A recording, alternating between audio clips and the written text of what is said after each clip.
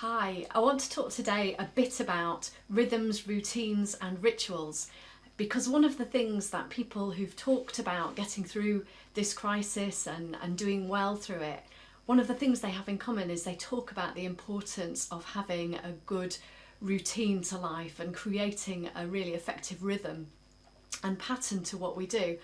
And it's something that I don't naturally find easy over the last few weeks. I found it really difficult being out of my normal routine. I'd love to be really disciplined and really organised, but often I find that I'm kind of chasing my tail and just doing things in a really haphazard way. So over the last week I've been thinking a lot about the whole thing of rhythms and routines and how we can establish those in a really healthy way. I've been thinking about it for myself, and so I wanted to share a little bit this morning about how we could think about our own routines and rhythms. And people have been interviewing all kinds of folk from different walks of life, and one of the people who has been interviewed quite a lot is a guy called Christopher Jameson, who is a monk and who shares a lot about his experience of being a monk and what that's taught him about regular rhythms and routines. And I found some of that quite inspiring, because people living in monasteries or convents have a regular pattern of life. They shape their day in a particular way. It's around prayer and work and reflection. So I was thinking a little bit about what might help us to shape our days and our weeks and our routines. We're obviously not living in monasteries or convents, but we're living in a very different way to how we have before. And whether we are loving all the time we're having at home or whether we're finding it really tough, I think that sense of having a rhythm or a routine or rituals within our lives can be really helpful. So I just want to really briefly share 6 things which I found helpful and important to think about at this time. The first one is self-care, the importance of looking after ourselves. It's something we talk about quite a lot, and it is important, and it's something that looks different for each one of us. How I look after myself will be different to how you look after yourself. For example, I find it absolutely essential to be outside for some of the day, to have fresh air, to be in the garden, to be surrounded by nature. I find I'm much healthier if I'm being creative in some way, so I'm trying to build some creativity into my daily routine. Self-care might look completely different to you, but I think it's something that we need to be proactive about in this season. The second thing is connectedness. And I don't know who you're connecting with at this time, but that sense of connecting with people is something that is perhaps even more important when we're spending a lot of time at home. Connecting with the people that we live with is really vital. It's not enough, I don't think, to be kind of stuck in our rooms. I think we need to be investing in our relationships, and staying connected with friends and wider family is also important. I think social media and the internet and the phone is just so important in terms of keeping in touch with people. Relationships are vital. Staying connected is key. The third thing I want to talk about is rest.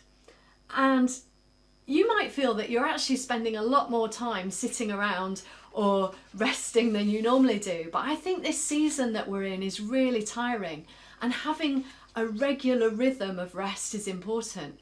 So I've been thinking quite a bit about my patterns of sleep and how I go to bed and get up at a regular time to try and help me have that kind of rest that I need. The next thing is exercise. And for me, that involves a daily walk and building a run into my walk 2 times or 3 times a week.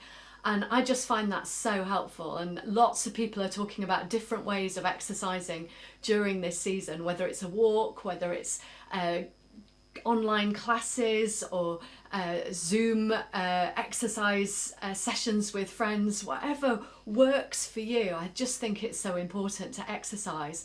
And I think it's important to exercise our minds as well as our bodies. So you might want to think about how you keep your mind well exercised during this season. The next one is a bit of a tricky one because I want to talk about achievement, and it might feel at this time that actually we're not achieving a lot. I think often work tasks feel more difficult, it feels harder to get things done. And one of the things that I'm finding really helpful is to set myself realistic, bite-sized goals every day. And that's really changed my sense of achievement, not just what I get done, but what I feel about what I get done. So you might find it helpful to make some lists or to jot some things down that you want to achieve every day, either first thing in the morning or maybe last thing at night before you go to bed. And I think it's so important with those lists to make them achievable, not just things that we'd love to do if time was limitless, but what are realistic things for us to do each day, whether that's with work, with school work, with college work, with things that we are trying to do in terms of little creative projects, other things that we'd like to do. I'm trying to set myself small creative projects because I find that's a really good way of focusing. Last but definitely not least is meaning. And by meaning, I mean that part of ourselves which is our souls or our spirits. For me, I find that if I get those aspects into my day in a kind of ritual or routine, I find the whole day kind of clicks into place. So for me, that looks like nurturing my spiritual life. So in the morning, I write, I read the Bible, I pray, and that kind of sets me up for the day. But I've also been experimenting with a prayer app before I go to sleep at night, and I found that really helpful too. So it might be that it's a time for you to think about those things that help give you a sense of meaning or purpose. Now, our rhythms and routines might look different day to day. Our weekends might be different from our weekdays. That can be helpful too. But whatever your rhythms and routines look like, I'd really encourage you to think about yours during this season. And it might be that particular ones of these 6 things are strengths for you. Maybe you find them easy. Maybe you've got them sorted. But perhaps they just give you a little bit of a focus as you think about what your regular routine might look like during this season.